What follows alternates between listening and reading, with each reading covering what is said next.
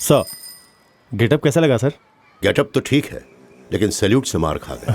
Sorry sir. Rajiv और उसका दोस्त स्कूल से किसी भी वक्त बाहर आ सकते हैं। ऐसे दिखाओ कि तुम पुलिस वाले नहीं हो, तुम एक पॉकेट मार हो। सर पॉकेट मार जैसा बर्ताव करो। हाँ सर। जैसे बस स्टैंड पर कोई पॉकेट मार होता है, बस तुम्हें उसकी एक्टिंग करनी होगी। देखते हैं कि वो दोनों कोई क्राइम करने से पहले तुम्हें रोक सकते हैं। बच्चे ये कैसे कर पाएंगे सर? नो, तुम उन्हें अंडर एस्टिमेट मत करना, मैंने ट्रेनिंग दी है उन्हें। सर राजीव एक ब्राइट स्टूडेंट है, वो कोई डॉक्टर या आईटी इंजीनियर बन सकता है। इतनी उम्र में कड़ी ट्रेनिंग देने की क्या जरूरत है सर? क्यों?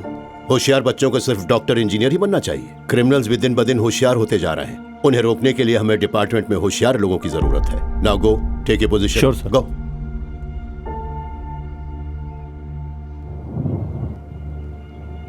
थैंक्स। ए राजीव, वहाँ क्या कर रहा है? लगता है बारिश होने वाली है। चल। अभी तुम जाओ, कल मिलेंगे, ठीक है? तूने उस लड़की को क्या दिया? अपने से बड़ी लड़की को पटा रहा है। बेचारी, माँ बाप नहीं है उसके, मैं तो सिर्फ हेल्प कर रहा था। लगा रहा है बड़ी।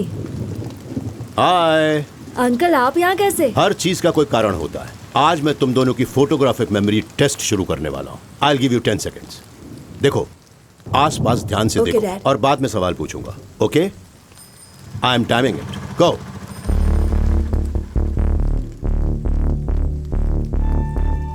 That's it. तुम्हें कुछ सस्पिशियस दिखाई दिया? अब याद करो कि तुमने क्या देखा। चप्पल वाले के हाथ में बड़ी सी सुई थी, एक आदमी बीड़ी पी रहा था, बूढ़ा आदमी छाता लेकर खड़ा था और याद आ गया डैड, ब्लैक जैकेट वाला। सभी लोग रोड की तरफ देखकर बस का इंतजार कर रहे थे, लेकिन वो आदमी उसके आगे खड़े लोगों की पॉकेट्स की तरफ देख रहा था। वो जरूर पॉकेट मार होगा डैड। वंडरफुल। आज तुम्हें चॉकलेट मिलेगी।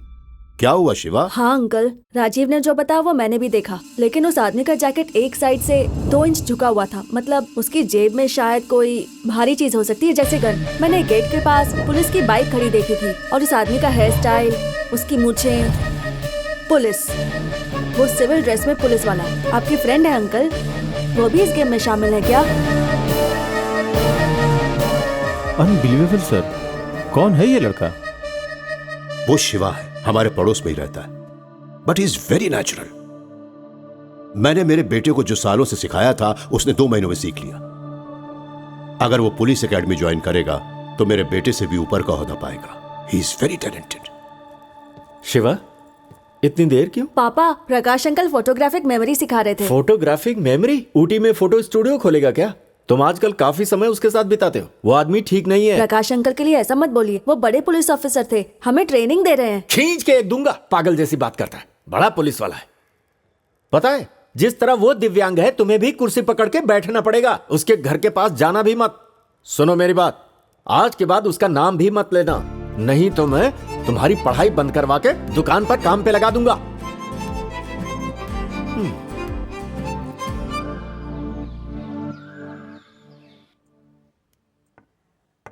अच्छा, तुम्हारी नजर मेरी रानी पर है।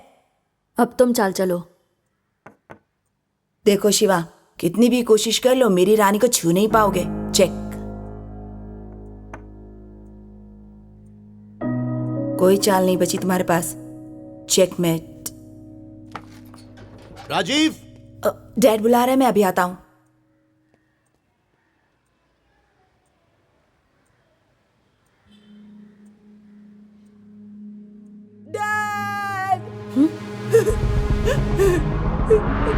डैड, शिवा देखो ना, किसी ने डैड को चाकू मारा और भाग गया। उठिए ना डैड। डैड, डैड, शिवा कुछ करो ना।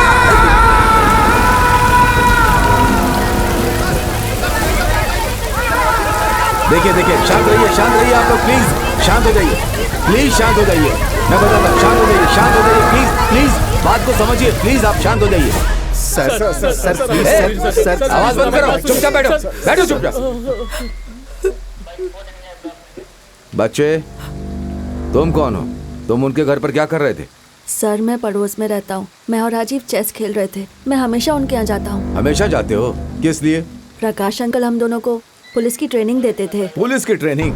क्या बोल रहे हो? थोड़ा डिटेल में कहो। सर, आपने उन लोगों को भागने दिया, आपके पास कोई सबूत नहीं है और हमसे ऐसे पूछ रहे हैं जैसे हम मुजरिम हैं। जबान खींच लूंगा तुम्हारी। मुझसे जबान चलाते हो, लॉकअप में डाल दूंगा। आप नहीं कर सकते सर, नाबालिग को पुलिस स्टेशन लाना भी कानून के खिलाफ है। बहुत जबान चलती तुम्हारी ना, अपने आप को क्या समझते हो? सर, इसे कुछ भी नहीं मालूम सर, इसे जाने दीजिए। ये मुझे कानून का पाठ पढ़ा रहा था, पुलिस ट्रेनिंग के बारे में बोल रहा था। क्या कहना चाहता? हम बेकार का काम कर रहे हैं यहाँ। सर, ये सच बोल रहा है सर, हमें वारदात की जगह ले चलिए सर, हम तहकीकात में आपकी मदद कर सकते हैं। बेशर्मी की भी कोई हद होती है सर। ये मैथ सीखने के लिए उनके घर जाता था क्योंकि ये सब्जेक्ट मुझे नहीं आती है, इसीलिए ये मेरे मना करने के बावजूद वहां जाता था। साहब, मेरा रिकॉर्ड एकदम क्लीन है साहब, हम उनके पड़ोस में ही रहते, बाकी उनके बारे में हमें कुछ भी नहीं पता। गाड़ी जाते हुए देखी थी। तू अभी बिल्कुल चुप रहे साहब, मैं अपने बेटे को हमारे हाथ में नहीं देख सकता साहब, इसे छोड़ दीजिए साहब। किशोर भाई, तुम ही कुछ समझाओ ना। सर, ये कभी किसी लफड़े में नहीं पड़ता, हमेशा अपने काम से काम रखता है। ये कोई मामूली मर्डर केस नहीं है, highly sensitive police murder case है। डिपार्टमेंट की इज्जत दांव पे लगी है। हमें ऊपर से ऑर्डर्स हैं कि जल्द से जल्द खूनी को अरेस्ट करें। जिस कार में भागे थे वो कार रास्ते में एक बिजली के खंभे से टकराई, फिर वो उसे छोड़कर भाग गए। सिर्फ इन दोनों ने ही उन्हें देखा है। मैंने इलाके के सारे गुंडों को राउंड अप किया है, इन्हें उनकी शिनाख्त करनी है। राकेश जी सर। उनका एड्रेस और फोन नंबर मिला क्या? मिल गया सर। देखिए मेरी बात सुनिए, जब भी मुझे इसकी जरूरत पड़ेगी आपको लेकर आना होगा। जाइए। पापा, पापा, पर राजीव, पापा, राजीव, कह रहा हूँ, चल यहाँ से, चल। राजीव को भी साथ अरे में सुनो, चलो। रुको ना, रुको तो। अरे, तुमने जिंदगी में कभी कोई रिस्क नहीं उठाया, लेकिन अब इतने बड़े केस में फंस गए हो तुम। उस इंस्पेक्टर का दिमाग खराब है, इस केस की वजह से बहुत बड़ा लफड़ा होने वाला है। खूनी अभी भी आजाद बाहर घूम रहा है। भाई, मेरी बात मानो, लड़का अभी भी नाबालिग है, उन्होंने FIR भी दर्ज नहीं की है। सोचने में वक्त बर्बाद मत करो, शहर अरे छोड़कर किशोर, चले इधर जाओ। आओ। हाँ, आ रहा हूँ। चल गाड़ी में बैठ, जल्दी निकलना होगा पापा, हमें। मेरी चल। बात सुनिए, सबूत इकट्ठा नहीं किया और 6 घंटे में मुझे इनको नहीं पकड़ा तो मुश्किल बढ़ जाएगी। मुझे बस 10 मिनट के लिए वहाँ जाने दीजिए, मैं पता कर लूंगा कि अंकल को किसने मारा।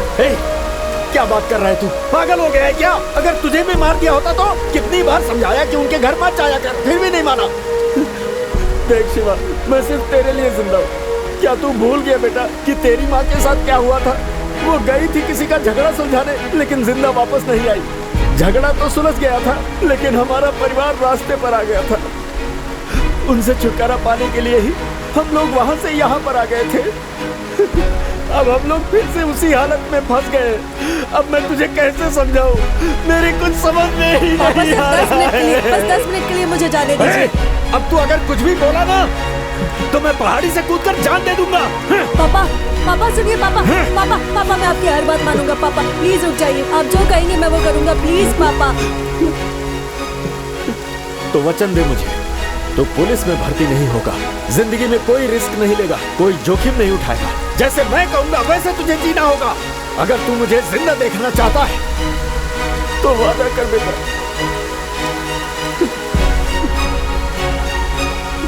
वादा करता हूँ।